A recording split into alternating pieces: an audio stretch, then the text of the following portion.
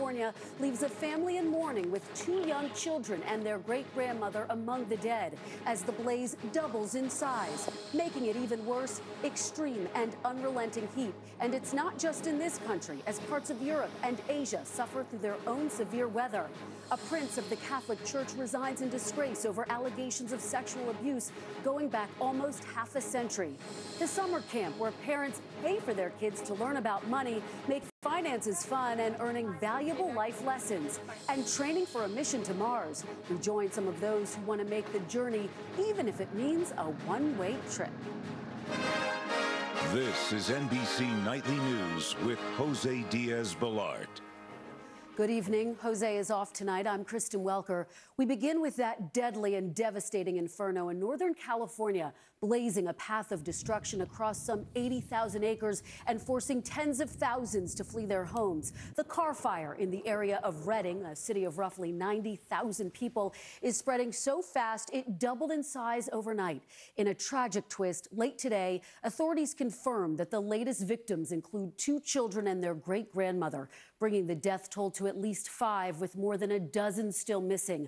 Thousands of firefighters are still battling the blaze, which is barely contained. And it's just one fire that we are tracking as soaring temperatures and erratic winds fuel nearly 65 more all across the western U.S. NBC's Steve Patterson has the latest from Redding. Steve. Kristen, this is one of those rare urban fires that has brought so much destruction to so many places in nearly every direction. This neighborhood is covered, littered in ruins, and right now there are thousands of more homes that are being threatened. Tonight, the firefight intensifies. The deadly Carr Fire nearly doubling in size overnight and leaving a family in agony. A great-grandmother and her 2 grandchildren confirmed dead today. Within an hour, this happened here with no notice. Family friend Don Cooley says Ed Bledsoe was helping neighbors evacuate across town when his wife Melody and grandchildren James and Emily were trapped by the flames. He lost everything. I mean, you can't lose more than family. On the front lines, more than 3,000 firefighters doing all they can to fight back in triple-digit heat. Right now we're in the town of Igo, just outside of Redding. You can see a flurry of activity. Firefighters say the fire has just jumped the road up ahead. Visibility is so poor you can barely see in front of you. Authorities going door to door in an effort to save lives. Finding a man with hearing problems, the flames racing towards his home. It's almost in your backyard now. In the fire's wake, ruins, 500 structures destroyed, neighborhoods leveled.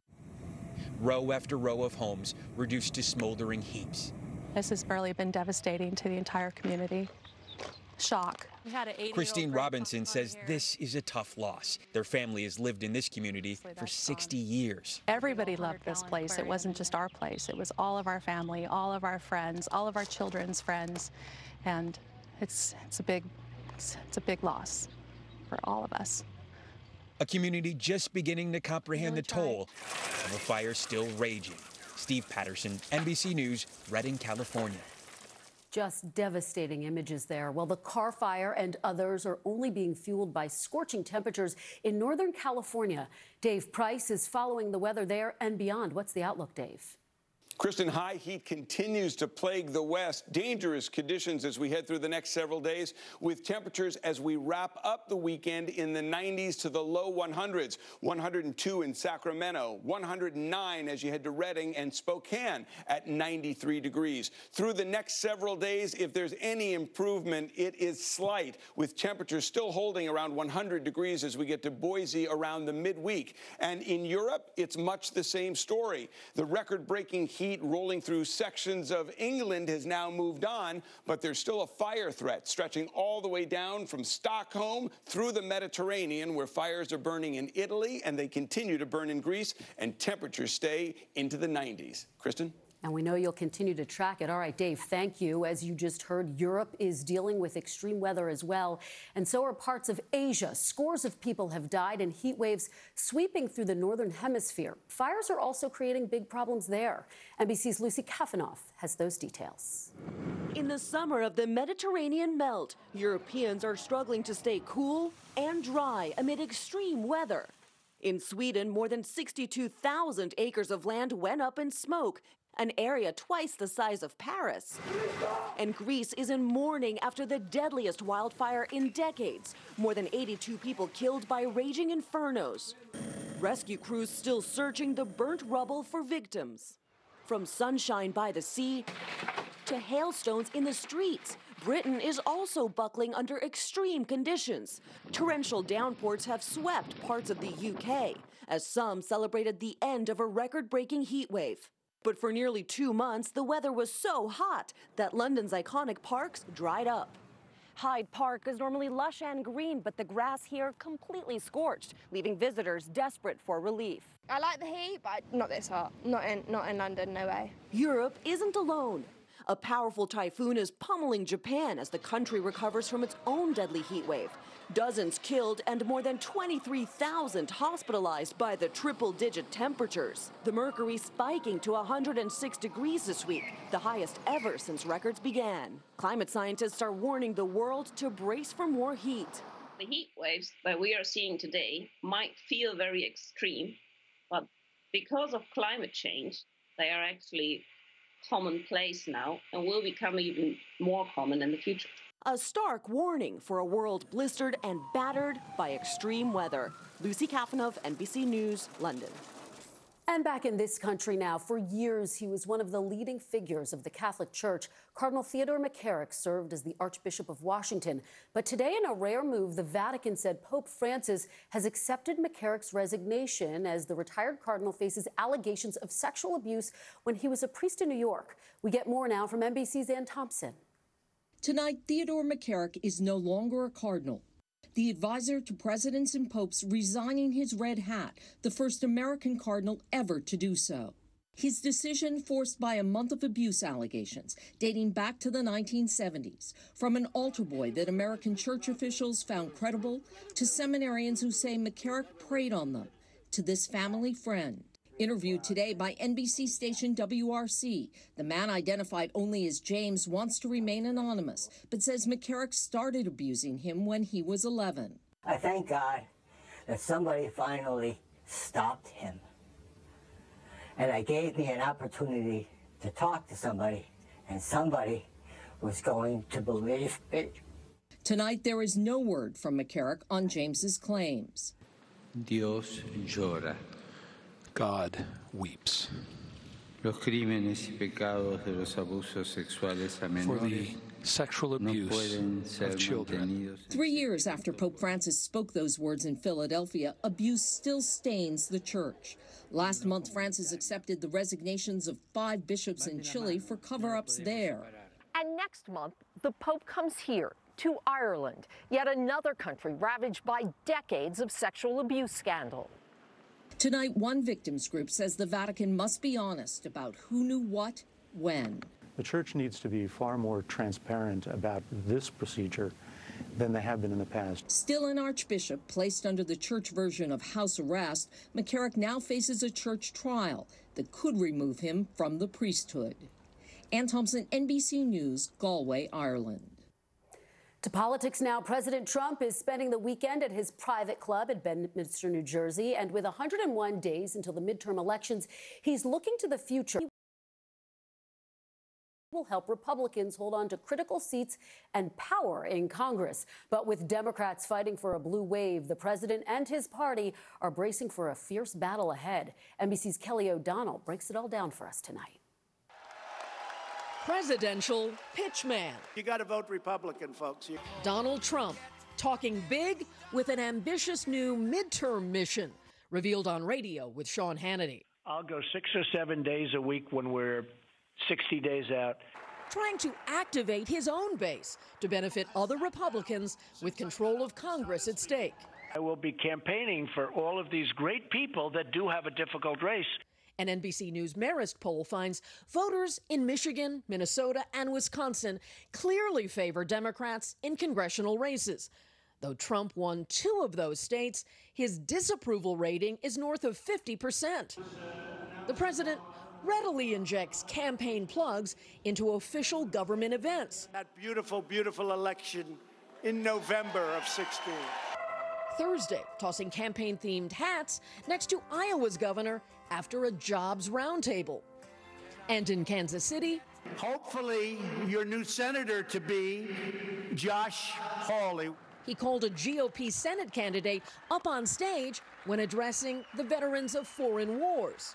The Trump midterm playbook is sell the strength of the economy and claim strength in how he deals with world leaders. While he tries to ignore or discredit the peril of investigations, the president said he's told his chief of staff to get him out on the trail. Give me the top 25 Congress people that are, could go either way, and I want to go out and campaign for those people. The president has a mixed record helping candidates. Democrats beat his choice for Alabama Senate and won Pennsylvania House seat. But more recently, 9 of the president's picks have won their GOP primaries. That suggests he's strong among his base. But the real test comes in November, up against energized Democratic voters. Kristen? And it's about to get very heated. All right, Kelly O'Donnell, thank you for that report.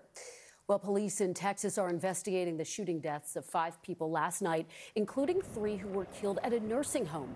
It happened in Robstown, Texas, not far from Corpus Christi. Police said the gunman was among those killed in the nursing home.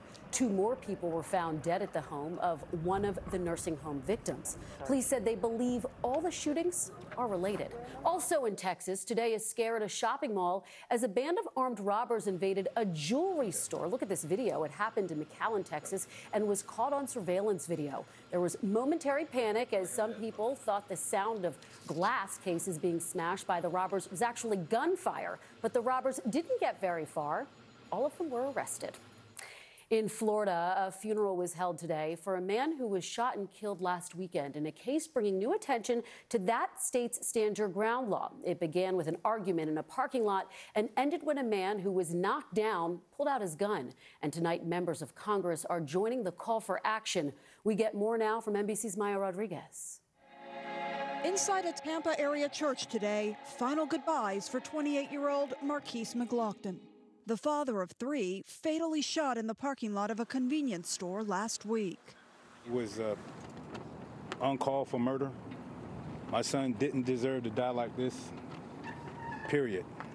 The shooting unfolded when a man confronted McLaughlin's girlfriend while parked in a handicapped spot. McLaughlin, who is black, was not armed when he approached Michael Draka, who was white, and then shoved him to the ground. That's when Draka pulled out a gun and fired a fatal shot. But the Pinellas County Sheriff's Office said it couldn't arrest Draka because of Florida's Stand Your Ground law, which gained national attention in 2012 after George Zimmerman shot unarmed teen Trayvon Martin.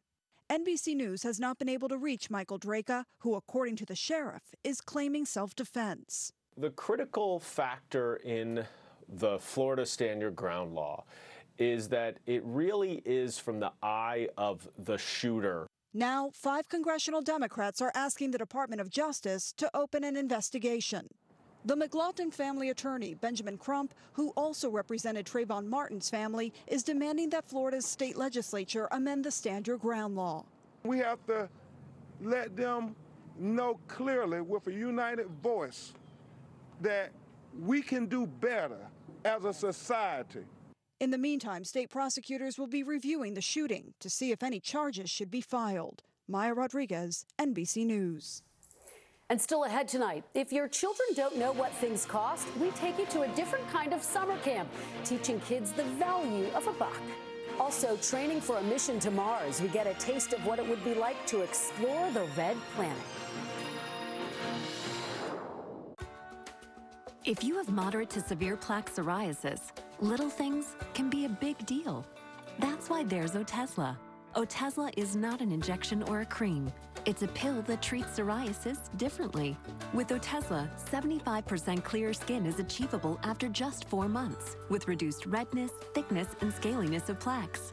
And the Otezla prescribing information has no requirement for routine lab monitoring. Don't use if you're allergic to Otezla. Otezla may cause severe diarrhea, nausea, or vomiting. Tell your doctor if these occur. Otezla is associated with an increased risk of depression. Tell your doctor if you have a history of depression or suicidal thoughts or if these feelings